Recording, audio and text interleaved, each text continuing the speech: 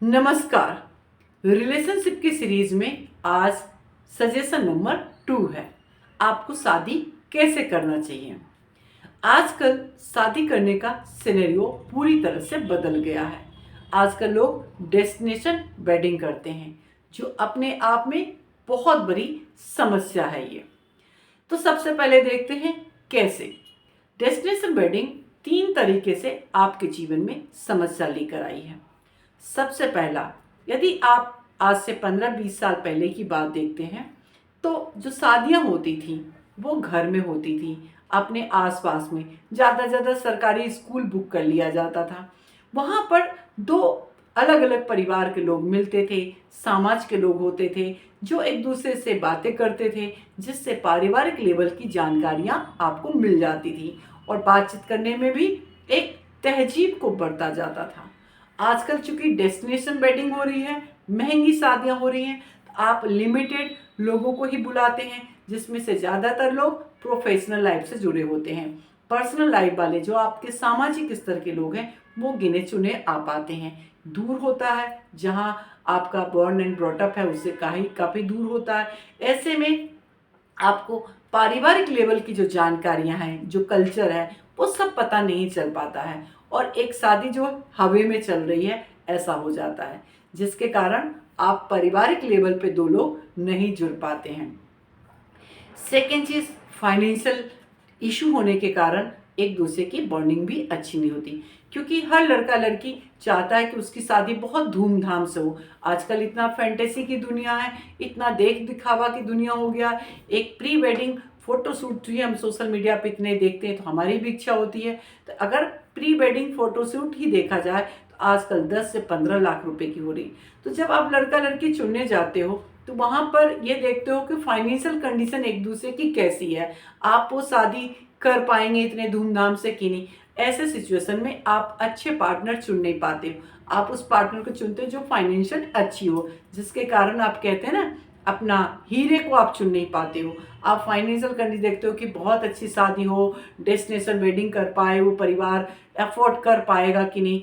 और मैंने ऐसे बहुत सारे केसेस देखे जो मेरे बहुत सारे फ्रेंड्स के रिश्ते नहीं हो पाए, सिर्फ इसलिए क्योंकि उनकी फाइनेंशियल कंडीशन अच्छी नहीं थी। वो उन्होंने लड़के वाले को साफ साफ बोल दिया था कि हम साधारण शादी करेंगे, जिसके कारण उनके अंदर अच्छी खूबियां होने के बाद भी उनको नहीं चुना गया था। तो आपको जो शादी करना है वो साधारण करें। साधारण शादी का मतलब ये नहीं होता है कि आप जो है खुशी नहीं मना रहे हो। पहले के टाइम में जो शादियां होती थी उसमें दो समाज एंजॉय करता था, दो गांव एंजॉय करता था। आजकल जो शादियां हो रही हैं वो होटल वाले बिल से एंजॉय कर रहे हैं, आप नहीं कर रहे हैं। सेकेंड चीज जो हो रहा है वो आजकल जो एक हनीमून का ट्रेंड है। यदि एक ने इस देश ले गया, दूसरे ने यहाँ ले गया, तीसरे ने यहाँ ले गया।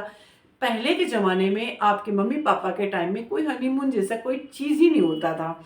लेकिन आजकल बहुत सारे कोर्ट में केसेस इस बात के हैं कि लड़का हनीमून पे नहीं लेकर गया, या लड़का लड़की हनीमून से आने के बाद एक दूसरे के साथ में रहना ही नहीं चाहते। हनीमून क्या है? शादी होती है दो परिवार को जोड़ने के लिए। जब दो परिवार जुड़ जाएंगे तो सारा जीवन तो हनीमून हनीमून ही है।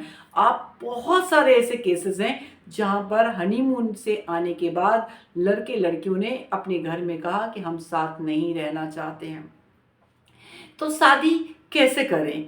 इस चीज़ का एक सिंपल सा जवाब है, आप कोशिश करें कि अपने पैतृक गांव में शादी हो। आप कोशिश करें कि मंदिर से शादी हो। आप कोशिश करें कि साधारण तरीके से शादी हो। आप कोशिश करें कि अपनी फैमिली का, यदि आप कहीं घूमने जा रहे हैं तो दोनों फैमिली घूमने जाएं। दोनों फैमिली जब घूमने जाओगे तो वहाँ पे भी एक अच्छा रहेगा।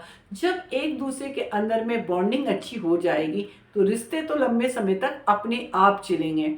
लेकिन जब स्टार्टिंग में हमारी बॉन्डिंग अच्छी नहीं होती तो रिश्ते आगे कैसे चलेंगे? तो स्टार्टिंग में भले ही हमारी बॉन्डिंग खटपिट चलता रहे, कोई बात नहीं, लेकिन पारिवारिक बॉन्डिंग बहुत ज़रूरी है। क्योंकि पति पत्नी का मतलब दो लोगों के अंदर के ईगो का खत्म हो जाना, एक दूसरे के साथ एक हो जाना, और एक दूसरे को एक करने के लिए परिवार ही रिस्पॉन्सिबल है। स्टार्टिंग में हो सकता है लड़कियों की 10 बातें उसके ससुराल वाले ना सुने, लड़कियों को 10 बातें बुरा लगे, लेकिन ससुराल वाले का, सास का, उसके पति का ही जिम्मेदारी बनता है कि उसे पूरी तरह से स्वीकार करें।